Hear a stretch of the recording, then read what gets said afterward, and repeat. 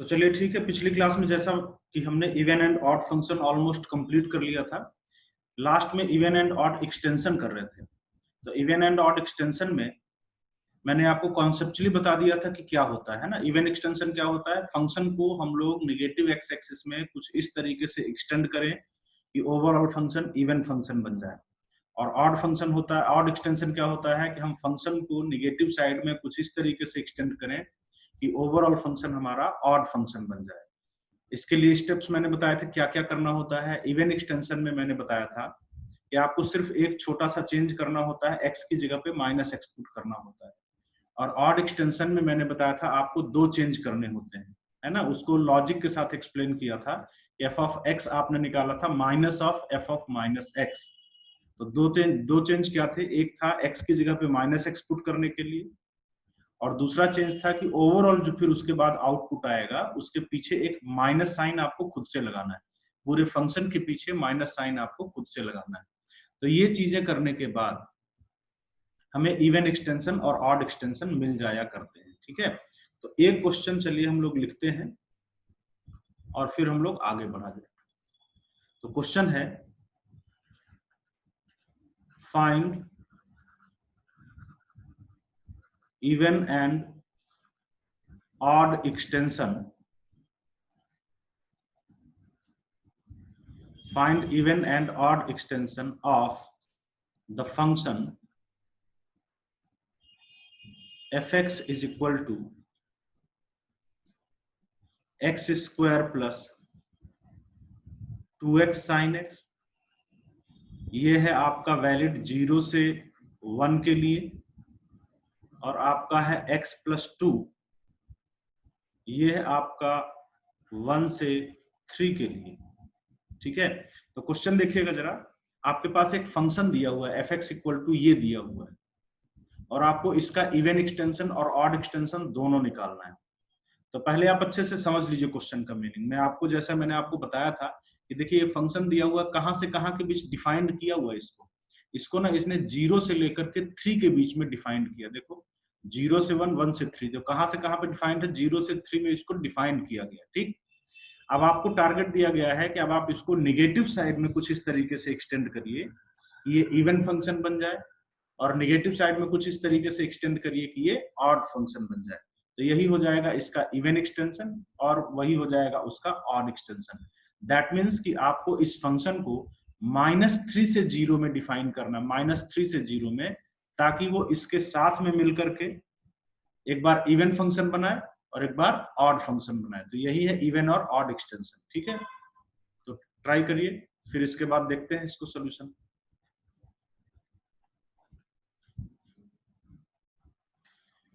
चलिए देखते हैं, सबसे पहले हम लोग इवन एक्सटेंशन देखते हैं। तो इवन एक्सटेंशन में क्या टास्क दिया गया, इवन एक्सटेंशन में आपको इस फंक्शन को -3 से 0 में कुछ इस तरीके से डिफाइन करना है कि वो इसके साथ मिल करके ओवरऑल एक इवन फंक्शन बना दे। तो इसके लिए मैंने आपको क्या चेंज बताया, मैंने बताया जहां जहां पे x है वहां वहां पे -x पुट कर दीजिए, बस एक ही छोटा सा चेंज करना होता है। ठीक है, तो जहां यहाँ पे पुट करिए पूरे को। तो ये देखिए आपका इवन एक्सटेंशन fx आएगा, fx ही लिखना, यहाँ पे कुछ मत चेंज करना। ठीक है, क्यों, क्योंकि इवन एक्सटेंशन में हम इसी फंक्शन को -3 से 0 में अपनी तरफ से डिफाइन कर रहे हैं। तो फंक्शन वही है, ये और ये मिल करके इवन फंक्शन बनेगा, इसलिए फंक्शन वही है, फंक्शन नहीं चेंज हुआ। ठीक है, अच्छा यहाँ -x पुट करो तो ये हो जाएगा -x का whole square, simply x square. ये क्या होगा -x, और ये साइन ऑफ -x हो जाएगा माइनस साइन x, तो माइनस माइनस क्या हो जाएगा प्लस वापस, तो प्लस 2x साइन x। ठीक, कंडीशन में भी डाल दो, ये जो है ये कंडीशन में भी डाल दो। तो कंडीशन में डालोगे तो क्या मिलेगा, देखिए 0 is less or equal to -x is less or equal to 1। ठीक, यहाँ पे -x पुट करिए तो -x प्लस 2, यहाँ पे कंडीशन में पुट करो तो 1 less than -x less or equal to 3। Okay, now lastly even extension अब हमें मिल गया। ठीक है, देखिए ध्यान से, हमारा आंसर आ गया even extension fx equal to x square plus 2x sine x। इसमें माइनस से मल्टीप्लाई कर दो, x की वैल्यू में इंटरवल आ जाएगा, और माइनस से मल्टीप्लाई करोगे तो इनइक्वालिटी का साइन बदल जाएगा। तो जरा देखो, ये बनेगा -1 और ये बनेगा 0, और इनइक्वालिटी बदल करके क्या हो जाएगा, -1 से लेकर के 0। तो मैं इसको ऐसे लिख देता हूँ कि x हमारा -1 से 0 में है। ठीक, यहाँ पे देखिए -x + 2, ठीक है। और यहाँ पे जब पूरे में माइनस से मल्टीप्लाई करोगे तो इनइक्वालिटी देखिए क्या हो जाएगी, ये -3, ये -1, तो ये x आपका हो जाएगा -3 से -1। नाउ ये हो गया आपका इवन एक्सटेंशन, ठीक है। ये जो है आपका लिखा हुआ ये इवन एक्सटेंशन। इवन एक्सटेंशन का मतलब, अब देखो फंक्शन कहां से कहां पे डिफाइंड है, देखो ध्यान से, ये फंक्शन आपका -3 से 0 में डिफाइंड है, दिख रहा है, -3 से 0 में डिफाइंड है। और ये कुछ इस तरीके से डिफाइंड है कि अगर आप इसके साथ में मिक्स करोगे तो ये ओवरऑल मिल करके ये एक इवन फंक्शन बनेगा, समझे। तो इसीलिए इसको हम इवन एक्सटेंशन कहते हैं। अच्छा, अब चलिए इसका ऑड एक्सटेंशन करते हैं,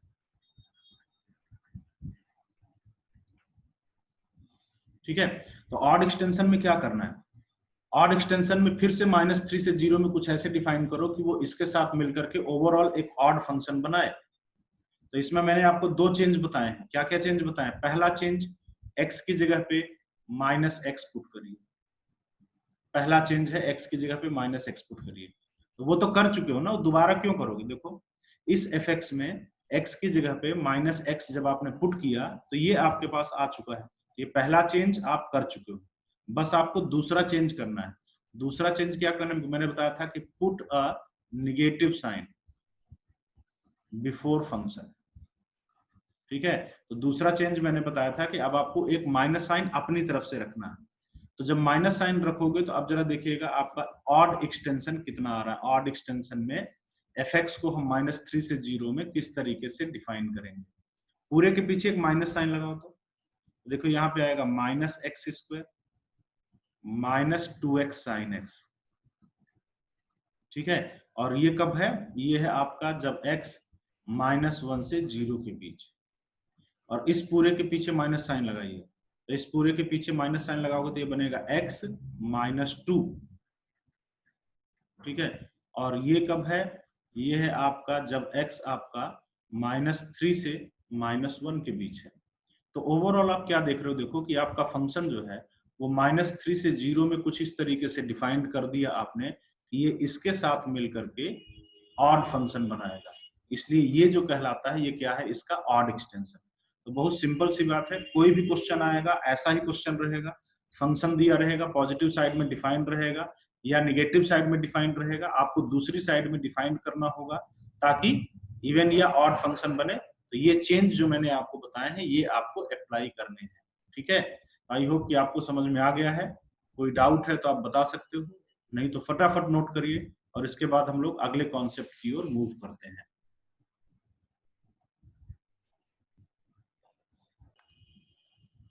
ठीक है, तो चलिए अब हम लोग नेक्स्ट कॉन्सेप्ट की ओर बढ़ते हैं। नेक्स्ट एंड वेरी इंपॉर्टेंट और एक तरीके से लास्ट कॉन्सेप्ट है, इसके बाद आप क्वेश्चंस लगभग सारे कर लोगे, 99% क्वेश्चंस इसके बाद कंप्लीट हो जाएंगे। अब सिर्फ ग्राफ बचेगा और ग्राफ पे बेस्ड कुछ इसके क्वेश्चंस बचेंगे बस, ठीक। तो ये एक सबसे बड़ा टॉपिक आपके क्लास 12th का कंप्लीट होने जा रहा है बहुत जल्दी, ठीक है। तो नेक्स्ट हम लोग को क्या स्टार्ट करना है, periodic function.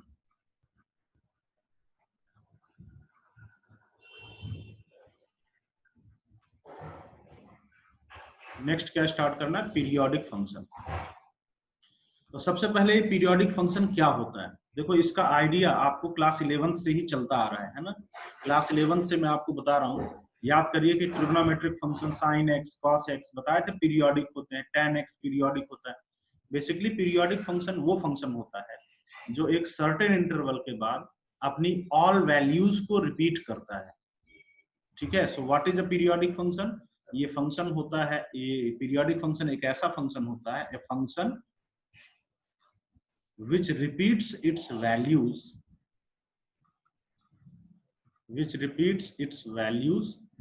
after a certain interval,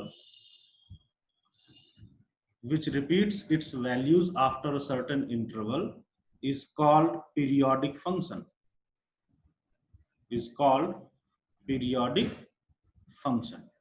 अच्छा, जितने इंटरवल के बाद, ये देखिए जो सर्टेन इंटरवल मैंने बोला, जितने इंटरवल के बाद वो फंक्शन अपनी वैल्यू रिपीट करता है, वो इंटरवल उस फंक्शन का पीरियड कहलाता है। ठीक है, अब हम आते हैं मैथमेटिकली। मैथमेटिकली पीरियोडिक फंक्शन की क्या डिफिनीशन बताओगे? तो मैथमेटिकली देखिए हम ऐसा लिखेंगे, ध्यान से देखिएगा, ये काफी इंपॉर्टेंट बात है। पीरियोडिक फंक्शन की बेसिक डिफिनीशन है ये, mathematical basic definition of the periodic function. If f of x plus t is equal to f of x for all x belonging to real number।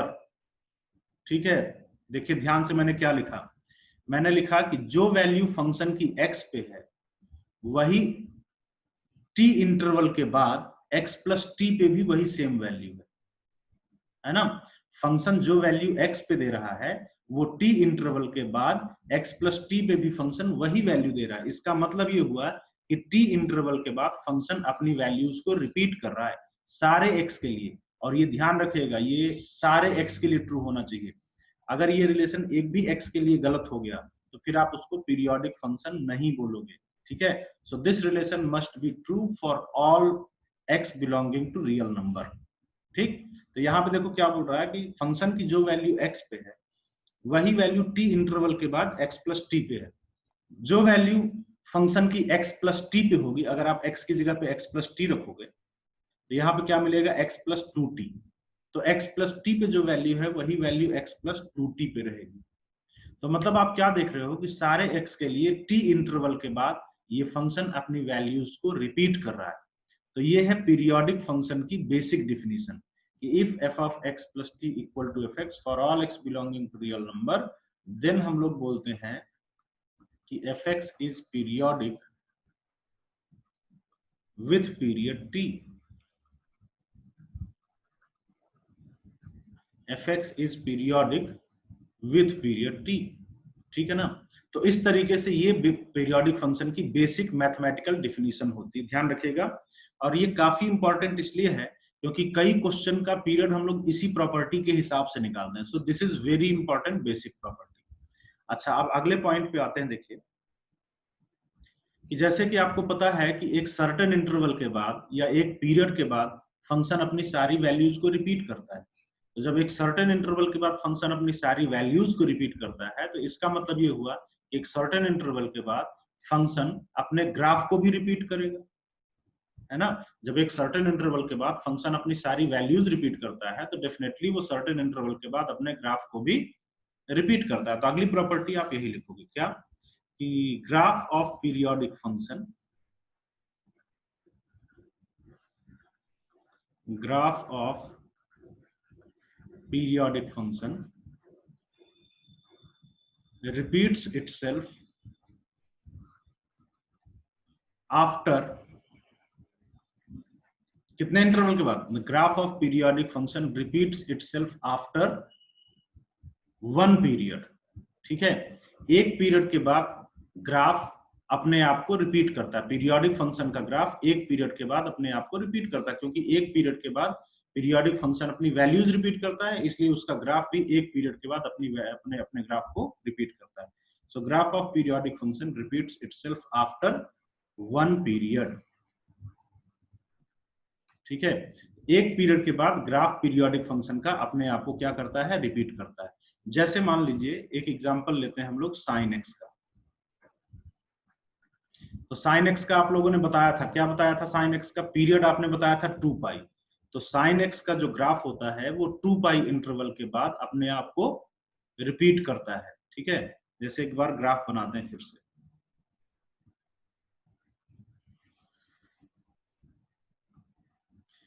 देखिए sign X का graph 0 से 2 पाई में ऐसे आता है और फिर ये ग्राफ अपने आप को क्या करता है, रिपीट करता है। देखो बिल्कुल वही same to same unit repeat होती है, फिर वही रिपीट होता चलता है।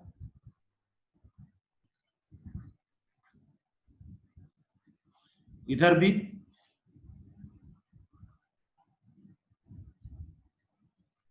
ठीक है। तो यहाँ पे आप क्या देख रहे हो, वही जो मैंने बताया कि graph of periodic function repeats itself after one period.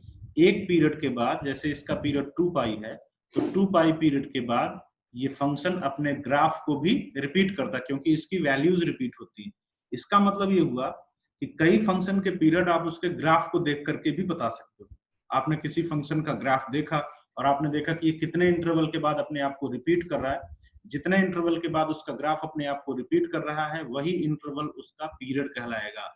जैसे याद करिए फ्रैक्शन एक्स, तो फ्रैक्शन एक्स में हम लोगों ने ग्राफ देख करके ही पीरियड डिसाइड किया था।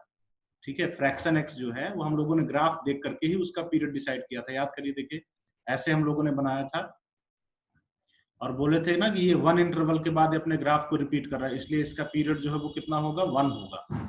It is a periodic function with period 1। तो कई फंक्शंस ऐसे होते हैं जिनका ग्राफ देख करके हम उनका पीरियड बता देते हैं, क्योंकि एक पीरियड के बाद वो फंक्शन अपने ग्राफ को भी रिपीट करता है। ठीक, अच्छा अब अगर मैं एक स्टेटमेंट बोलूं कि साइन एक्स का पीरियड जो है वो 4 पाई है, तो क्या ये गलत स्टेटमेंट है? नहीं, ये गलत स्टेटमेंट नहीं है। साइन एक्स का पीरियड 4 पाई भी है, क्योंकि साइन एक्स का ग्राफ 4 पाई इंटरवल के बाद भी रिपीट करता है। देखो ध्यान से, ये टोटल 4 पाई यहां से लेकर के और यहां तक, ये टोटल जो है तो ये कितना हो गया, 4 पाई। और 4 पाई इंटरवल के बाद जो है तो ये ग्राफ अपने आप को फिर रिपीट कर रहा है। यही सेम टू सेम ग्राफ देखिए, यही सेम टू सेम ग्राफ फिर आगे बढ़ेगा, है ना। इसी तरीके से यही सेम टू सेम ग्राफ पीछे बढ़ेगा। तो 4 पाई भी इसका पीरियड है, कोई प्रॉब्लम नहीं। अगर हम बोले कि भाई 6 पाई इसका पीरियड है, तो कोई प्रॉब्लम, 6 पाई भी इसका पीरियड है, क्योंकि यहां से यहां तक अगर आप यूनिट लोगे तो इस यूनिट को उठा करके आगे रख दो, तो ये ग्राफ बिल्कुल माना जा सकता है कि 6 पाई के बाद भी रिपीट करता है। तो फिर जो है तो एक प्रॉब्लम हो गई कि साइन एक्स का पीरियड 2 पाई भी है, 4 पाई भी है, 6 पाई भी है, तो कंफ्यूजन हो जाएगा, फिर हम आंसर क्या बताएंगे। तो इसके लिए मैथमेटिशियंस ने डिसाइड किया कि एक फंडामेंटल पीरियड डिफाइन करते हैं। क्या डिफाइन किया? Fundamental period. अब ये फंडामेंटल पीरियड क्या होता है? ये होता है पीरियड की least value. Least value of the period is known as fundamental period. और ध्यान रखिएगा कि फंडामेंटल पीरियड ही मोस्ट करेक्ट आंसर माना जाता है। ठीक है, तो पहले इसकी डिफिनेशन लिख लीजिए कि ये क्या है। ये least value of the period, least value of the period is fundamental period. ठीक है, तो यहाँ पे आप क्या देखो कि साइन का पीरियड 4 पाई 6 पाई कोई गलत नहीं है। ठीक है, लेकिन फंडामेंटल पीरियड ये नहीं है। फंडामेंटल पीरियड साइन का कितना होगा, 2 पाई, क्योंकि least value of the period after which the function repeats itself और it repeats its graph is known as fundamental period. तो इसका लीस्ट पीरियड 2 पाई है, इसलिए हम बोल सकते हैं कि साइन एक्स का फंडामेंटल पीरियड जो है वो कितना होगा, 2 पाई होगा। क्लियर? आगे देखते हैं। तो यहां से हम क्या लिखते हैं कि भाई जैसे फंडामेंटल पीरियड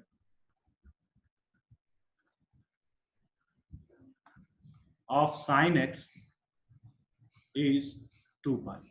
ठीक है, साइन एक्स का फंडामेंटल पीरियड जो है वो कितना है, 2 पाई। अच्छा, दूसरी बात ये, एक बात और हम यहां से बोल सकते हैं कि जो बाकी पीरियड्स होते हैं जो फंडामेंटल पीरियड नहीं है, जैसे 4 पाई 6 पाई, वो सब फंडामेंटल पीरियड के मल्टीपल ही होते हैं। जैसे आप 3 पाई इसका पीरियड नहीं बोल सकते हो। 3 पाई, जरा सोचिए, 3 पाई बोल सकते हो क्या? 3 पाई नहीं बोल सकते। क्यों? क्योंकि 3 पाई में आप यहां से यहां तक का ये ग्राफ थोड़ी रिपीट कर रहे। देखो, अगर आप इसी यूनिट को उठा करके दोबारा यहाँ पे रख दोगे तो ग्राफ ऐसे ना चालू हो जाएगा। सो 3 pi is not the period. ठीक है, तो यहां से हमें अगला पॉइंट पता चल रहा है कि जो भी पीरियड होता है वो क्या होता है, period is always a multiple of fundamental period, a multiple of fundamental period. तो जो पीरियड होता है वो हमेशा क्या होता है, फंडामेंटल पीरियड का ही मल्टीपल होता है। क्लियर? तो ये पॉइंट ध्यान रखिएगा। अच्छा, अब एक बात और ध्यान रखिए, जैसा मैंने बताया फंडामेंटल पीरियड ही मोस्ट करेक्ट आंसर होता है। मान लीजिए कि किसी क्वेश्चन में, ऐसा क्वेश्चन इतना सिंपल मिलता नहीं, लेकिन मान लीजिए पूछ दिया कि which of the following is period of sine x. सिर्फ पीरियड बोल रहा, फंडामेंटल नहीं बोल रहा, है ना। क्या क्वेश्चन बोल रहा है, which of the following is period of sine x, fundamental नहीं पूछ रहा। और ऑप्शन में है 2 पाई, 4 पाई, 6 पाई, 8 पाई, और सिंगल करेक्ट क्वेश्चन है। ठीक है, क्वेश्चन क्लियर हुआ? सिंगल करेक्ट क्वेश्चन है, और सिंगल करेक्ट में आपसे पूछ दिया कि पीरियड ऑफ साइन एक्स, और ऑप्शन में क्या दिया? 2 पाई, 4 पाई, 6 पाई, 8 पाई, और सिंगल करेक्ट। तो आप बोलोगे पीरियड तो सर सब कुछ है, सब पीरियड है, ये क्वेश्चन गलत दिया हुआ है। ऐसा नहीं है, ध्यान रखिएगा। अगर सिंगल करेक्ट दिया हुआ है, पीरियड ही बस पूछा जा रहा है, तब भी आप फंडामेंटल पीरियड को ही टिक करोगे, ध्यान रखिएगा, because fundamental period is the most correct answer, यही करेक्ट आंसर माना जाता है। समझ में आई बात? हाँ, अगर मल्टीपल चॉइस है और पीरियड ऑफ साइन एक्स लिखा है, तो मल्टीपल चॉइस में फिर सब सही हो जाएगा, फिर कोई दिक्कत नहीं। ठीक, अच्छा, अगर मान लीजिए कि यहाँ पे फंडामेंटल लिख दिया, अगर फंडामेंटल लिख दिया तब तो फिर देखो 2 पाई ही करेक्ट आंसर होगा, बाकी नहीं होंगे, चाहे ये मल्टीपल चॉइस ही क्यों ना हो। मल्टीपल चॉइस भी होगा तब भी फंडामेंटल पीरियड जो है वो सिर्फ और सिर्फ 2 पाई है। ठीक है, तो यहां से क्या पता चल रहा है कि मोस्ट करेक्ट आंसर जो है वो फंडामेंटल पीरियड ही माना जाता है। अच्छा, अगला पॉइंट मान लीजिए आ गया कि कहीं पे लिख दिया कि प्रूव दैट फंडामेंटल पीरियड, या पीरियड, लिखते पीरियड है, लेकिन ध्यान रखिएगा आंसर में हमेशा हम लोग फंडामेंटल पीरियड ही देंगे।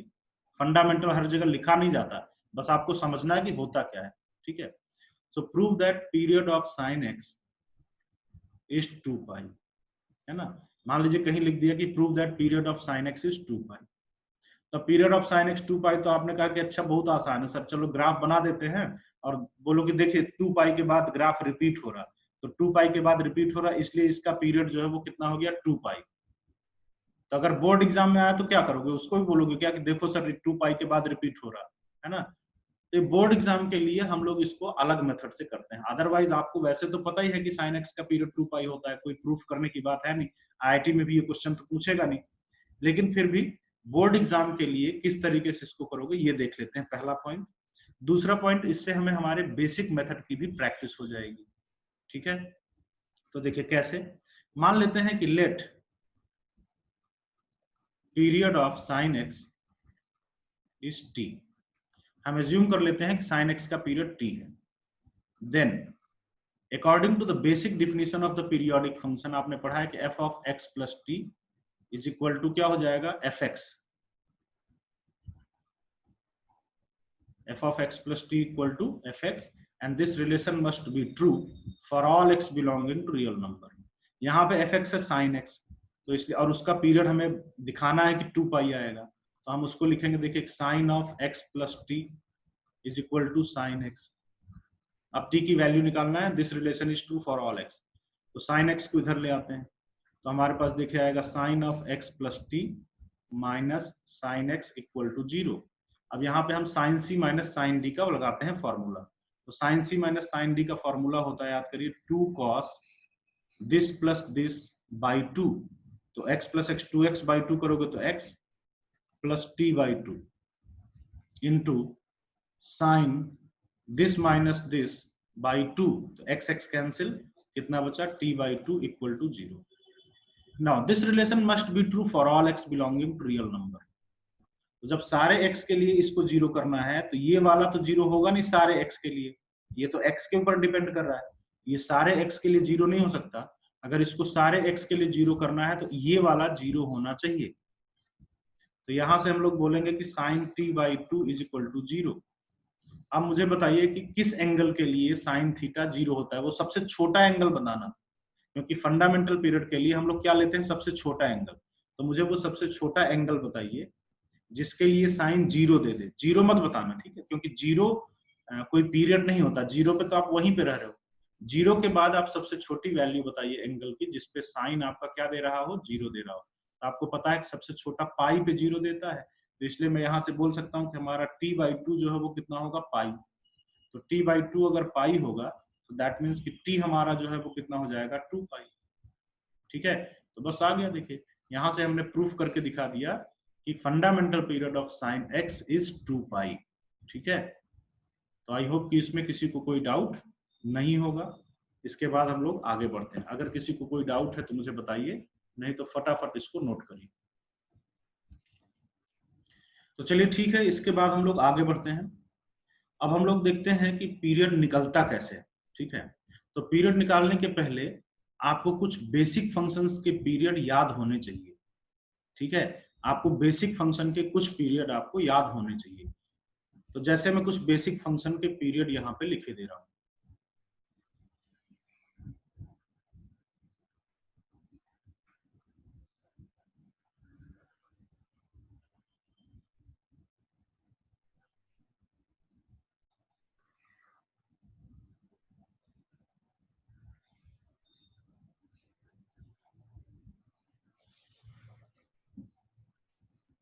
ठीक है, तो यहाँ पे देखिए मैं लिख रहा हूँ फंक्शन, बेसिक फंक्शंस जो आपके पीरियड याद होने चाहिए, और यहाँ पे मैं लिख रहा हूँ उनके पीरियड।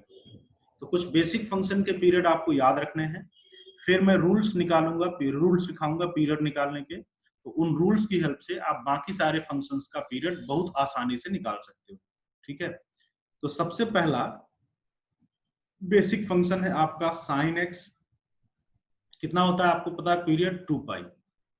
कॉस एक्स कितना होता है 2 पाई, या इनकी कोई भी ऑड पावर, जैसे साइन की power 2n plus 1x, cos की पावर 2n प्लस 1x, तो इनकी कोई भी ऑड पावर जो है ना वो बिल्कुल साइन एक्स और कॉस एक्स के जैसे ही बिहेव करेगी। तो इन सब का पीरियड कितना होता है 2 पाई। अच्छा, इनके जब इनका पीरियड 2 पाई है तो इनके रेसिप्रोकल का भी पीरियड 2 पाई होगा, सेक एक्स या कॉसेक एक्स। ठीक है, तो इन सब का पीरियड जो है वो कितना होता है 2 पाई होता है। ठीक है, कोई डाउट इसमें? तो ये पहला आपका बेसिक फंक्शन है जिसका पीरियड आपको याद होना चाहिए। ठीक, ध्यान रखिएगा, पता भी है लेकिन ध्यान रखिएगा, साइन एक्स कॉस एक्स और साथ में उनकी सारी की सारी ऑड पावर्स। ऑड पावर से इसके नेचर पे कोई फर्क नहीं पड़ता। इसके बाद याद करिए, आपने पढ़ा हुआ है tan x का पीरियड, क्या पढ़े हो पाई। तो इसका रेसिप्रोकल cot x का भी पीरियड क्या होता है पाई। फिर पता है mod sine x, mod sine X का भी पीरियड कितना होगा पाई। क्यों, अभी मैं आपको दिखा भी देता हूं। मॉड कॉस एक्स का भी पीरियड जो है वो क्या होगा पाई। और साइन और कॉस की इवन पावर्स अगर है, sign to the power 2nx या cos two the power 2nx, तो इन सब का पीरियड भी कितना होगा पाई। इन सब का पीरियड जो है वो कितना होगा पाई होगा। ठीक है, तो इसको भी याद रखिएगा। ये सब बेसिक फंक्शन है, इसको बेसिक फंक्शन के तौर पे याद रखिएगा, इसका कहीं निकालना नहीं है। अब जैसे मान लीजिए किसी ने पूछा कि मॉड साइन एक्स का पीरियड सर पाई क्यों आ गया, है ना। तो देखिए यहाँ पे ध्यान से देखिए, साइड में साइन एक्स का ग्राफ आप सभी ने देखा है ऐसा होता है, ये साइन एक्स का ग्राफ होता है। आगे हम ग्राफ में ट्रांसफॉर्मेशन पढ़ाएंगे तो वो तो बाद की बात है, लेकिन अभी भी आप देख सकते हो ये साइन एक्स का ग्राफ। अब हम ऐसा करते हैं, मॉड इसके ऊपर लगा देते हैं, मॉड साइन एक्स। जब मॉड लगाओगे तो पॉजिटिव नंबर के ऊपर मॉड लगाने से कोई फर्क नहीं पड़ता। देखो, पॉजिटिव नंबर के ऊपर मॉड लगाने से उस पर कोई फर्क नहीं पड़ता। लेकिन अगर आप निगेटिव नंबर पे मॉड लगाते हो तो वो क्या बन जाता है पॉजिटिव। तो जैसे यहाँ पे -1 था अगर साइन, और इसके ऊपर मॉड लगा दिया तो ये क्या बन जाएगा पॉजिटिव। तो ये पूरा का पूरा ग्राफ कहाँ चला जाएगा, पॉजिटिव होकर के ऊपर चला जाएगा। जब इस पे मॉड लगाओगे तो ये पूरा निगेटिव पॉजिटिव होकर के ऊपर चला जाएगा। फिर यहाँ पॉजिटिव पे कोई फर्क नहीं पड़ेगा, फिर ये निगेटिव वाला पॉजिटिव होकर के ऊपर चला जाएगा, तो ऐसा ग्राफ आएगा। अब आप क्या देख रहे हो कि ये जो साइन का मॉड साइन एक्स का ग्राफ है, ये पाई इंटरवल के बाद ही अपने आप को रिपीट कर रहा है। इसलिए mod sine x mod cos x का जो पीरियड होता है वो पाई ही होता है। और यही रीजन है इवन पावर्स के लिए, है ना। इवन पावर्स के लिए भी क्या होता है, इवन पावर के लिए अगर आप इवन पावर लगाते हो तो ये पॉजिटिव वाला तो बहुत अच्छा है, लेकिन जहां पे निगेटिव वाला पोर्शन है, जब इस पे इवन पावर लगती है तो इवन पावर लगने के बाद ये निगेटिव किस में बदल जाता है पॉजिटिव में। तो जो नीचे वाला ग्राफ है वो कहाँ चला जाता है ऊपर। इसलिए इन सब का जो पीरियड होता है वो कितना होता है पाई होता है। ठीक है, okay. After that fraction x, इसके बाद अगला आपका फंक्शन है बेसिक फंक्शन जिसका पीरियड आपको याद रखना है, और वो है आपका फ्रैक्शन एक्स। फ्रैक्शन एक्स का पीरियड होता है 1, है ना। आपने देखा है ग्राफिकली भी फ्रैक्शन एक्स का पीरियड क्या होता है 1। तो these are the basic functions, इनके ग्राफ आपको हमेशा याद रखने हैं। अब हम लोग रूल्स डिस्कस करते हैं पीरियड निकालने के लिए। उन रूल्स को अगर आप अप्लाई करोगे तो बाकी सारे फंक्शंस के पीरियड आप बड़ी आसानी से निकाल सकते हो। ठीक है, तो इसके बाद अगली हेडिंग में डालिए rules to find period.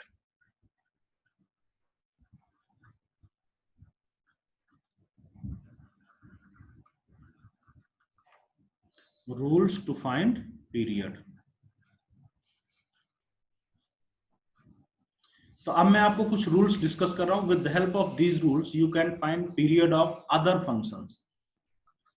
First rule देखिए, या फर्स्ट रूल लिखने के पहले एक स्टेटमेंट लिख लीजिए, ठीक है, उसके बाद फर्स्ट रूल लिखते हैं।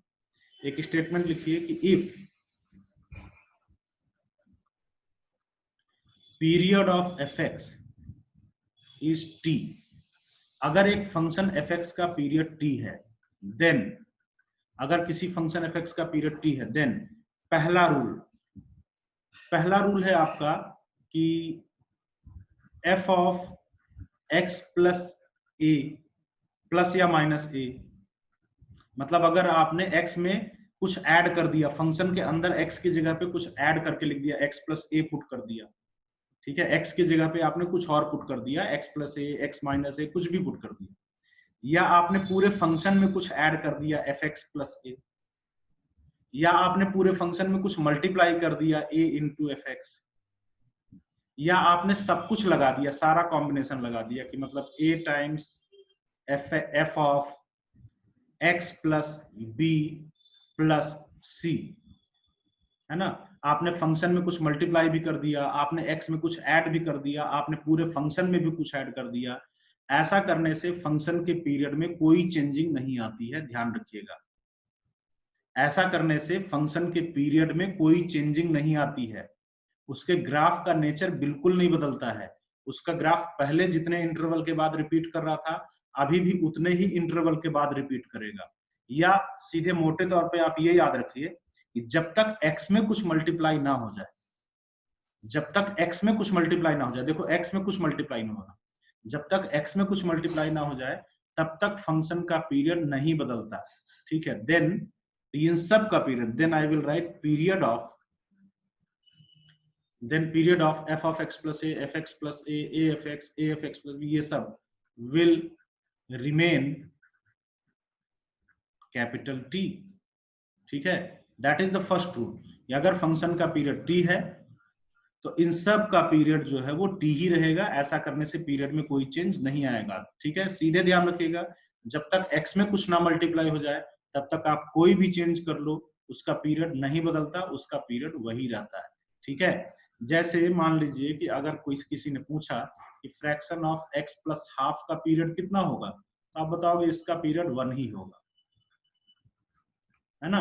क्यों? क्योंकि x में कुछ नहीं मल्टीप्लाई किया, आपने x में ऐड किया है, इससे कोई फर्क नहीं पड़ता, ठीक है।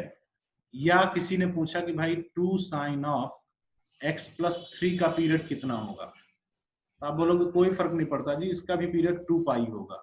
जब तक x में कुछ ना मल्टीप्लाई हो तब तक उसका पीरियड नहीं बदलता, ठीक है।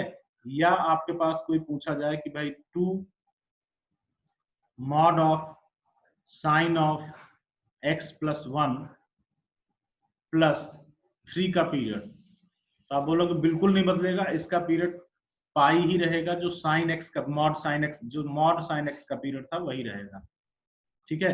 जब तक x में कुछ ना मल्टीप्लाई हो तब तक आपके फंक्शन का पीरियड नहीं बदलता है। That is your first rule, ठीक है। ठीक, इसके बाद चलिए हम लोग सेकंड रूल की ओर चलते हैं। तो हम लोग क्या देख रहे थे? हम लोग देख रहे थे rules to find period of the function, जिसमें हम लोगों ने फर्स्ट रूल डिस्कस कर लिया था, ठीक। इसमें हमने पहली लाइन लिखाई थी क्या, if period of the function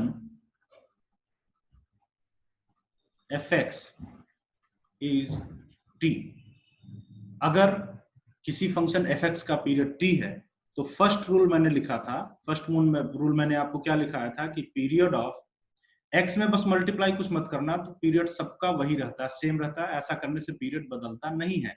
तो जैसे हम उसको जनरल अगर एक लाइन में लिखें तो मैंने क्या बताया था, a times f of x plus B plus C will remain t। जब तक x में कुछ नहीं मल्टीप्लाई होता तब तक पीरियड सेम रहता है, ठीक। इस पे मैंने एग्जांपल्स भी आपको करा दिए थे। नाउ सेकंड रूल पे आते हैं, दूसरा रूल, पीरियड ऑफ, अब x में कुछ मल्टीप्लाई हो गया, ठीक है। जैसे x में मल्टीप्लाई हो गया a का, f ऑफ ax, x में a मल्टीप्लाई हो गया, अब इसका पीरियड बदल जाएगा। अब इसका पीरियड कैसे बदलेगा अभी आपको दिखाता हूँ, बट मेन यही है वो पॉइंट जो पीरियड को बदल देता है।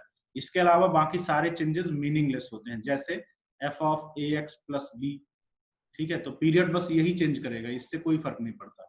या कुछ मल्टीप्लाई भी कर दीजिए कि जैसे आपके पास मान लीजिए b times f of ax, ठीक है, तो यही पीरियड चेंज करने वाला फैक्टर है। या सबको चलो मिला दिया जाए, क्या कि b times f of ax plus c plus d, ऐसा। तो कुछ भी अगर आप लिखोगे इन सब का पीरियड इसी रूल से गवर्न होगा कि x में क्या चीज मल्टीप्लाई हो रहा है, ठीक है। इन सब का period of this will be, इन सब का पीरियड हो जाएगा पता है t बाई मॉड a, ठीक है। इन सब का पीरियड क्या हो जाएगा t बाई मॉड a। देखो आपके ओरिजिनल फंक्शन fx का पीरियड t था, कैपिटल T था, तो f ऑफ ax या वो सारे फंक्शंस जिसमें x के साथ a मल्टीप्लाई हो गया उसका पीरियड चेंज हो जाएगा और उसका पीरियड हो जाएगा, वैसे t बाई a बोल सकते हो, लेकिन पीरियड एक इंटरवल की लेंथ है, पीरियड हमेशा पॉजिटिव होता है, पीरियड कभी भी निगेटिव नहीं होता, इसलिए मैंने उसको बोला कि इसका जो पीरियड हो जाएगा वो क्या हो जाएगा t by mod a। What is the reason behind this? इसको आप ऐसे समझ सकते हो कि आपका ये जो फंक्शन है ये कितने इंटरवल के बाद रिपीट होता है, t इंटरवल के बाद रिपीट होता है ना। कितने इंटरवल के बाद रिपीट होता है, t इंटरवल के बाद। तो यहाँ पे देखिएगा ध्यान से, f ऑफ ax है, ये कितने इंटरवल के बाद, t इंटरवल के बाद रिपीट होता है या t इंटरवल के बाद सेम आउटपुट देता है। तो f ऑफ ax जो है ये कितने इंटरवल के बाद रिपीट होगा, इसमें हम x की ऐसी क्या वैल्यू पुट कर दें कि ये वापस हमें f ऑफ ax मिल जाए। तो अब मैंने बोला भाई कि इसमें अगर आप ध्यान से देखिएगा, अगर मैं x की जगह पे x plus t by a put कर दूं, x की जगह पे क्या पुट कर दूं, t बाई a, तो मुझे वापस यही f ऑफ ax मिल जाएगा। कैसे भाई, देखो तो इस ओपन करो इसको, तो ये आपके पास आएगा f ऑफ ax प्लस, अब ये देखो a कैंसिल और ये बचा t। अब f का पीरियड आपने बताया था कि t है, f का पीरियड t है, तो f के अंदर किसी भी इनपुट में अगर आप t ऐड करोगे तो आपको वापस वही आउटपुट देगा। दैट मींस कि ये आपको f ऑफ ax ही देगा। क्यों? क्योंकि f का पीरियड t था, तो किसी भी इनपुट में t ऐड करोगे ना तो वही आउटपुट मिलेगा। ये देखो f ऑफ a, इसलिए मैं बोल सकता हूं कि f ऑफ ax का जो पीरियड होगा वो क्या होगा, वो t नहीं होगा बल्कि क्या हो जाएगा, देखो तो t बाई मॉड a या t by a, because of this a। इस ए के कारण क्यों फर्क पड़ा ये मैंने यहाँ पे आपको समझाने की कोशिश की है, ठीक है।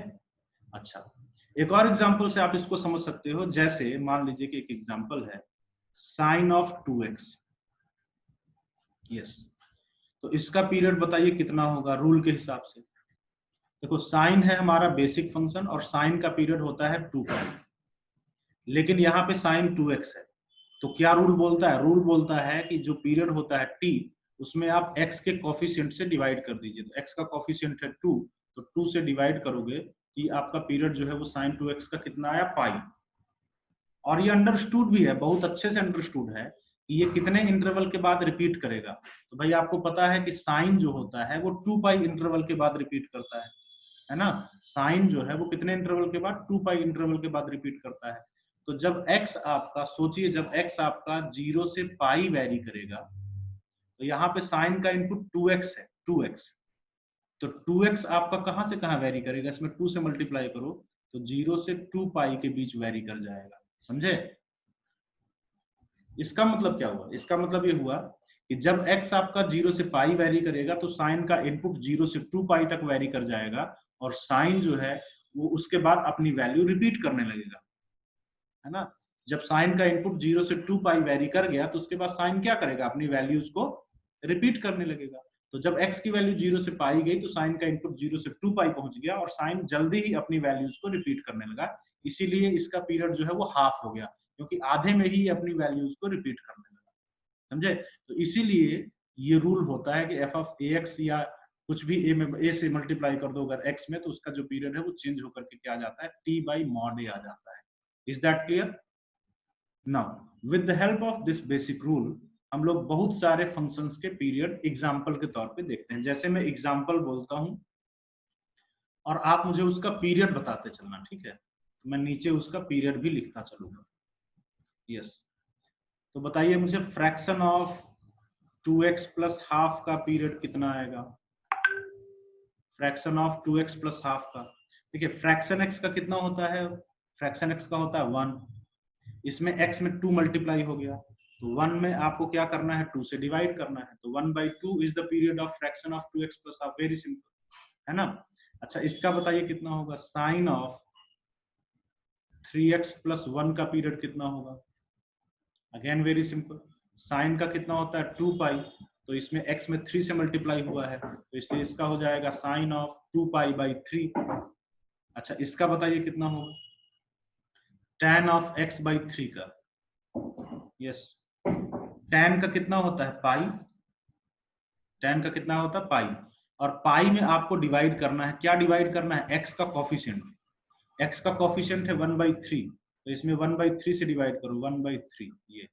सो tan x बाई 3 का जो पीरियड हो जाएगा वो कितना हो जाएगा? 3 पाई। क्लियर? अच्छा, नेक्स्ट एग्जांपल, जैसे फ्रैक्शन ऑफ x बाई 2 का,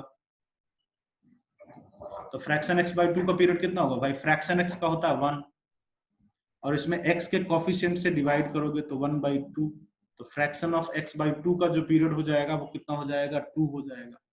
समझ में आ रहा है? अच्छा, नेक्स्ट चलिए, अगला बेसिक फंक्शन है, मान लीजिए sin to the power 4x, इसका कितना होगा? यस, देखो sin to the power 4x का होता है पाई। बेसिक फंक्शन में मैंने आपको लिखाया था कि साइन की इवन पावर्स का पीरियड पाई होता है, तो साइन की पावर 4 का पीरियड होता है पाई। अब यहाँ पे x में क्या मल्टीप्लाई हो रहा है? 4, तो इसलिए 4 से डिवाइड करिए, तो इसलिए sign to the power 4x का जो पीरियड होगा वो कितना हो जाएगा? Pi by 4। ठीक है? अच्छा, इसका कितना होगा? Mod of sine of 2x plus 3। Yes, देखिए basic function mod sine X का होता है पाई, उसके अंदर x में कुछ मल्टीप्लाई हो गया, तो उसी x के कोफिशिएंट से डिवाइड करें तो पाई बाई 2। बाकी ये सब ऐड वर्ड जो होता है इससे कोई फर्क नहीं पड़ता। So that is your second rule to find the period. इससे देखिए आप बहुत सारे फिर से बेसिक फंक्शंस के पीरियड निकाल सकते हो। कोई डाउट इसमें हो तो बोलिए, फटाफट नोट करिए। इसके बाद हम लोग थर्ड रूल की ओर आते हैं।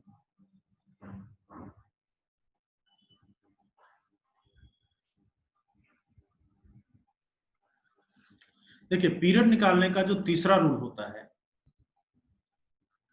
पीरियड ऑफ fx प्लस या माइनस या इवन मल्टीप्लाई डिवाइड में भी वैलिड है। ठीक है, gx विल बी, आप ध्यान से देखिएगा, अगर यहां पे मैंने लिखा 2 ही है, ठीक है, लेकिन 2 से ज्यादा फंक्शंस भी ऐड सब्ट्रैक्ट मल्टीप्लाई डिवाइड हो सकते हैं। तो अगर 2 या 2 से ज्यादा फंक्शंस ऐड सब्ट्रैक्ट मल्टीप्लाई या डिवाइड होते हैं तो उसका कंबाइंड पीरियड हम लोग कैसे निकालते हैं? ठीक है, तो यहां पे देखिए, जैसे मान लीजिए कि आपका fx का पीरियड जो है वो t1 है। मान लेते हैं कि fx का पीरियड जो है वो कितना है? t1, और gx का पीरियड मान लेते हैं कि t2 है। तो इसका मतलब क्या हुआ? अभी बताइए इसका क्या मतलब हुआ? इसका मतलब हुआ कि fx जो है वो t1 इंटरवल के बाद अपनी वैल्यू रिपीट करता है, और gx जो है वो t2 इंटरवल के बाद अपनी वैल्यू रिपीट करता है। और आपको अभी इसके कंबाइंड पीरियड के बारे में बताना है, fx प्लस माइनस या मल्टीप्लाई gx के पीरियड के बारे में बताना है। मतलब आपको वो इंटरवल बताना है जिसके बाद fx और gx दोनों ही अपनी वैल्यूज को रिपीट करने लगे।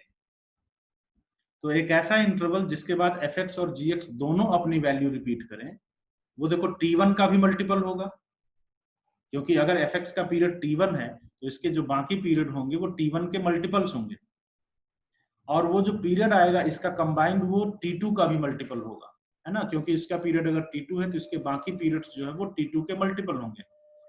तो इसका मतलब ये हुआ कि ये जो fx प्लस माइनस इनटू में gx आएगा, इसका जो पीरियड होगा वो t1 और t2 दोनों का मल्टीपल होगा, और लीस्ट कॉमन मल्टीपल चाहिए, इसीलिए लीस्ट कॉमन मल्टीपल का शॉर्ट फॉर्म ही होता है एलसीएम, है ना? t1 और t2 का हमें क्या चाहिए? Least common multiple. या लीस्ट कॉमन मल्टीपल या फिर एलसीएम। तो इसका जो कंबाइंड पीरियड होगा वो क्या होगा, will be LCM of T1 and T2। ठीक है, फिलहाल यहाँ पे अगर दो से ज्यादा फंक्शन है तो क्या करोगे, दो या दो से ज्यादा फंक्शन है तो वर्किंग रूल ये है कि आप इसका पीरियड निकालो, इसका पीरियड निकालो, और भी फंक्शन है तो सबका पीरियड निकाल लो। लास्ट में आप उन सारे पीरियड का एलसीएम ले लो, तो जो एलसीएम आएगा that will definitely be period of this combined function. ठीक है, तो आई होप कि ये बात आपको क्लियर होगी। लेकिन इसमें एक छोटा सा पॉइंट है कि ऐसा करने से जो आपने एलसीएम निकाल के जो आपके पास वैल्यू आई वो डेफिनेटली इसका पीरियड तो होगा, इसमें कोई शक नहीं, इसका पीरियड 101% होगा, लेकिन वो फंडामेंटल पीरियड होगा ऐसा जरूरी नहीं है। ठीक है, तो यहाँ पे आपको एक पॉइंट लिखना पड़ेगा, क्या कि this period is not necessarily the fundamental period।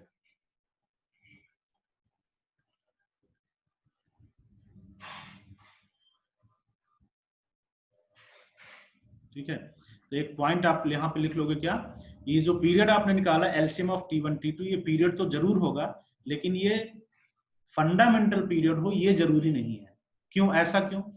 हो सकता है कि कुछ कम में ही, देखो ये पीरियड होगा, मैं ये नहीं बोल रहा पीरियड नहीं होगा, लेकिन ये फंडामेंटल पीरियड में डाउट है, इसलिए हो सकता है कि कुछ कम इंटरवल में ही ये fx इसमें बदल जाए और gx इसमें बदल जाए, ये दोनों एक दूसरे में ऐसा बदल जाए कि वापस वही फंक्शन पूरा का पूरा आ जाए। ठीक है, तो ऐसी पॉसिबिलिटी है। ऐसी पॉसिबिलिटी कब मिलती है, हो सकता है कि इससे कम में ही ये फंक्शंस एक दूसरे में बदल जाएं और पूरा का पूरा फंक्शन रिपीट करने लगे। तो इसीलिए ये जरूरी नहीं है कि ये जो आपने एलसीएम में निकाला है ये फंडामेंटल पीरियड हो। और ये जनरली कब होता है, ध्यान रखिएगा, ये कब होता है, कब आपको ध्यान रखना है, कब आपको केयरफुल रहना है। आपको हर जगह पे केयरफुल नहीं रहना कि हर क्वेश्चन में आप डाउट करने लगो कि अच्छा एलसीएम से जो निकाला है जो पीरियड आया वो फंडामेंटल नहीं होगा, ऐसा हर क्वेश्चन में डाउट नहीं करना। आपको सिर्फ उसी क्वेश्चन में डाउट करना है, उसी क्वेश्चन में केयरफुल रहना है जहां पे ये फंक्शन एक दूसरे में बदल सकते हैं, कुछ कम में ही एक दूसरे में बदल सकते हैं। तो इसलिए मैं लिखे दे रहा हूँ, बाकी क्वेश्चन में और आपको दिखाऊंगा कि be careful when the functions can convert into each other। ठीक है, कब आपको केयरफुल रहना है, when the functions can convert into each other। आप उस क्वेश्चन में केयरफुल रहिएगा जहां पे ये फंक्शन एक दूसरे में कन्वर्ट हो सकते हैं। क्लियर? तो अब देखिए, अब यहाँ पे रहेगा क्या कि आपको दो फंक्शन रहेंगे, दो या दो से ज्यादा फंक्शन रहेंगे। अब आपको उसका पीरियड निकालना है, तो सबका पीरियड अलग अलग निकालो और लास्ट में आप सबका एलसीएम ले लो। एलसीएम लेने के बाद जो आता है वो इनका पीरियड डेफिनेटली होगा। कभी कभी फंडामेंटल पीरियड नहीं होगा, वो मैंने बताया कब, जब एक दूसरे में बदल सकते हैं तब।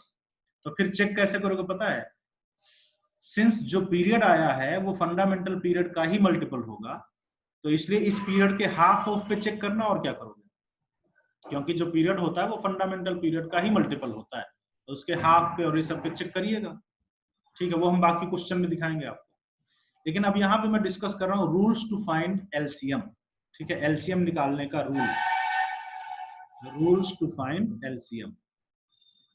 एलसीएम लेना आता है? देखिए, बहुत सारे लोग बोलोगे कि आता है, ठीक है, लेकिन मुझे पता है कि बहुत सारे लोगों को नहीं आता। जो पॉइंट मैं बताने जा रहा हूँ वो एलसीएम में बहुत सारे लोगों को नहीं आता। जैसे फर्स्ट पॉइंट, तो एग्जाम्पल से आप समझिए। ठीक है, जैसे मान लीजिए कि मैं आपको एग्जाम्पल में यहाँ पे रफ वर्क में पूछता हूँ। ठीक है, एक बात बताइए, 2/3 एंड 3/2 का एलसीएम कितना आएगा? 2/3 एंड 3/2 का एलसीएम कितना आएगा? यस, बहुत सारे लोगों का 1 आ रहा होगा, है ना, बट एलसीएम इज नॉट 1, ध्यान रखिएगा, एलसीएम इज 6। ठीक है, एलसीएम कितना होगा? 6 होगा, ध्यान रखिएगा, एलसीएम लेना आना चाहिए। तो एलसीएम में देखिए, मैं पहला पॉइंट लिखा रहा हूं, जो फ्रैक्शन होते हैं जैसे p/q, r/s, है ना, मान लीजिए t/u, एटसेट्रा, तो इन सब का एलसीएम एलसीएम ऑफ, इन सब का जो एलसीएम होता है, पता है फ्रैक्शन का एलसीएम कैसे निकालते हो? फ्रैक्शन, ये सब फ्रैक्शन है, ये भी फ्रैक्शन थे। फ्रैक्शन का एलसीएम निकालने के लिए देखिए रूल ये है कि आप एलसीएम ऑफ न्यूमरेटर लेते हो। एलसीएम ऑफ न्यूमरेटर, न्यूमरेटर में क्या है? P R and T, and divided by denominator का एचसीएफ लेते हो। एचसीएफ क्या होता है? Highest common factor. तो highest common factor of denominator मतलब क्यू एस यू। तो एलसीएम, फ्रैक्शन का एलसीएम कैसे लिया जाता है? फ्रैक्शन का एलसीएम लेने के लिए आप करते हो न्यूमरेटर का एलसीएम लेते हो और डिनोमिनेटर का एचसीएफ लेते हो। ठीक है, तो इस तरीके से आप फ्रैक्शन का एलसीएम लेते हो। देखो यहाँ पे तो हमने न्यूमरेटर 3 और 2 का एलसीएम लिया, तो न्यूमरेटर 3 और 2 का एलसीएम जो है वो कितना आया? 6। डिनोमिनेटर 3 और 2 का एचसीएफ लिया, हाईएस्ट कॉमन फैक्टर, तो इनका एचसीएफ 1 है। 2 और 3 में कोई भी कॉमन फैक्टर नहीं है, तो इसका एचसीएफ कितना है? 1। ऊपर का एलसीएम कितना? 6, इसलिए इसका एलसीएम 6 आएगा, एकदम ध्यान रखिएगा। ठीक है, अच्छा जैसे मान लीजिए कि एक एग्जांपल और, जैसे π/2 एंड π/3 का एलसीएम कितना आएगा? यस, अगर आप पहले करते तो क्या बोलते? π/6, जो आदत होती, नहीं, लेकिन अभी ये नहीं करना। क्या?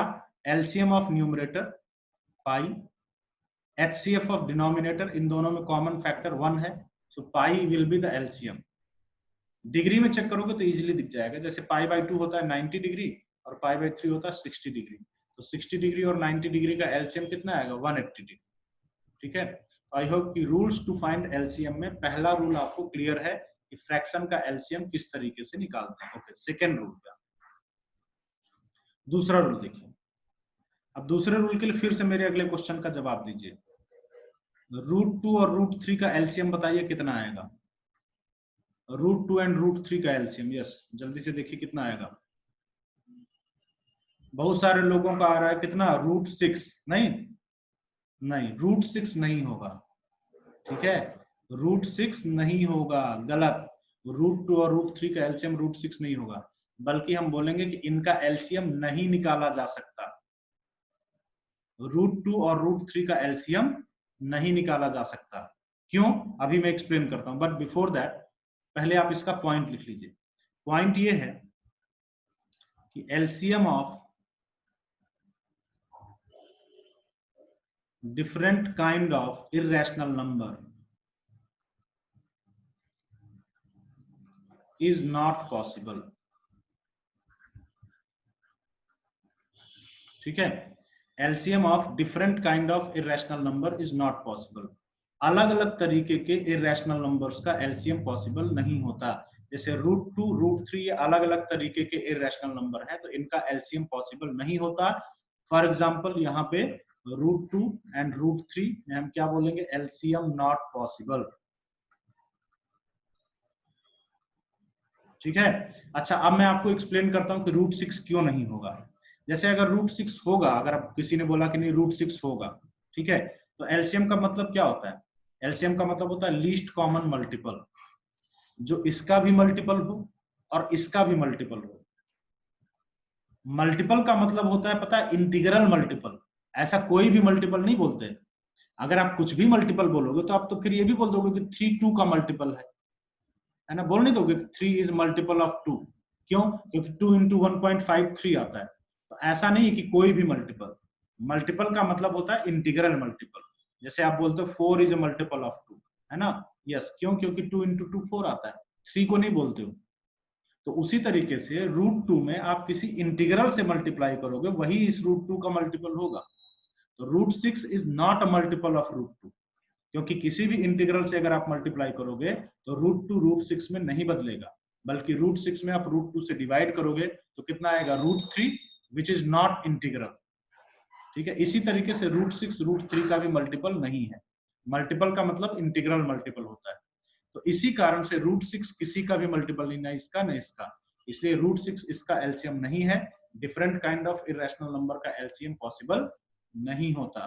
ठीक है, same kind of irrational number का एलसीएम पॉसिबल होता है, जैसे √2 एंड 2√2। तो yes, same kind of irrational number है, इनका एलसीएम पॉसिबल है। इनका एलसीएम आ जाएगा 2√2, क्योंकि ये 2√2 इन दोनों का मल्टीपल है, इसका 2 मल्टीपल है और इसका 1 मल्टीपल है, तो इनके इंटीग्रल मल्टीपल में आता है, इसलिए ये एलसीएम। ठीक है। नाउ थर्ड, ये था आपका एलसीएम फाइंड आउट करने का सेकंड रूल। थर्ड रूल देखिए, तो पहले फिर से एक छोटा सा एग्जांपल देखते हैं, उसके बाद फिर थर्ड रूल देखते हैं। तो थर्ड रूल है एलसीएम निकालने का। इसके लिए भी एक एग्जांपल देखिए, यहाँ पे बहुत सिंपल सा एग्जांपल। अगर मैं आपसे पूछूं कि चलो बताओ 1 और पाई का एलसीएम कितना आएगा, बहुत आसान है, 1 और पाई का। तो बहुत सारे लोग फटाफट बोल दोगे अरे बहुत आसान है सर, पाई आएगा, है ना। नो, इसका भी एलसीएम पॉसिबल नहीं है, ध्यान रखिएगा। तो थर्ड रूल ये है कि LCM of rational and an irrational number is not possible, is not possible। ठीक है, LCM of rational and an irrational number is not possible. देखो 1 रैशनल है, पाई इररेशनल है, इनका एलसीएम पॉसिबल नहीं होगा। ठीक है, क्यों? लॉजिक वही है, क्योंकि जैसे पाई को अगर आप 1 से डिवाइड करोगे तो कितना आएगा, पाई। ये इंटीजर नहीं है, जबकि ये इंटीग्रल मल्टीपल होना चाहिए, तो 1 का इंटीग्रल मल्टीपल नहीं है। ठीक है, तो इसलिए आप क्या बोल रहे हो कि LCM of rational and irrational number is not possible. 1 और पाई का जो एलसीएम होगा आप क्या बोलोगे, इट इज नॉट पॉसिबल। ठीक है, तो आई होप कि एलसीएम निकालने का रूल आपको क्लियर है। तो अब आप क्या करोगे, अगर 2 या 2 से ज्यादा फंक्शंस ऐड होते, सब्ट्रैक्ट होते, मल्टीप्लाई होते, सबका अलग अलग पीरियड निकालिए, सबका एलसीएम ले लीजिए। एलसीएम निकालने का रूल मैंने बताया, वही उसका कंबाइंड पीरियड हो जाएगा। हाँ, जरूरी नहीं है कि ये उसका फंडामेंटल पीरियड हो, कभी कभी फंडामेंटल पीरियड कम में आ जाता है। कब, वो मैंने बताया, जब एक दूसरे में फंक्शन बदल सकते हैं तब। ठीक है, तो वो देखेंगे। अब चलिए इस पे ढेर सारे एग्जाम्पल्स करते हैं, और उसके बाद इस पे एक लास्ट रूल बचेगा, फोर्थ रूल। ठीक है, बस 4 ही रूल है टोटल, और उसके बाद फिर हम लोग को क्वेश्चंस करने हैं इन 4 रूल्स को पढ़ने के बाद। ठीक है, जैसे मान लीजिए कि मैं पहला एग्जांपल आपसे पूछता हूं कि पीरियड ऑफ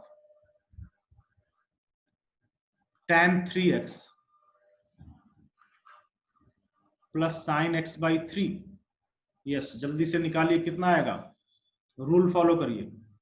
जब 2 या 2 से ज्यादा फंक्शंस ऐड होते हैं तो कैसे उसका पीरियड निकालते हो, उसका पीरियड आप निकालते हो। देखो इसका निकाल लो पहले, tan का होता है पाई, tan 3x का हो जाएगा पाई बाई 3। फिर इसका निकाल लो, साइन का होता है 2 पाई, और इसमें x के कोफिशिएंट से डिवाइड करो, x का कोफिशिएंट है 1/3, तो कितना आ गया 6 पाई। ठीक है, अब आपको इन दोनों का एलसीएम लेना है। तो एलसीएम इसका और इसका एलसीएम कैसे लेते हो, एलसीएम ऑफ न्यूमरेटर, तो पाई और 6 पाई का LCM 6 pi. HCF of denominator, तो डिनोमिनेटर का एचसीएफ 1, तो इसलिए इसका जो पीरियड हो जाएगा वो कितना हो जाएगा, 6 पाई। Is that clear? चलिए अगले एग्जांपल पे आते हैं। अगला आपको बताना है पीरियड ऑफ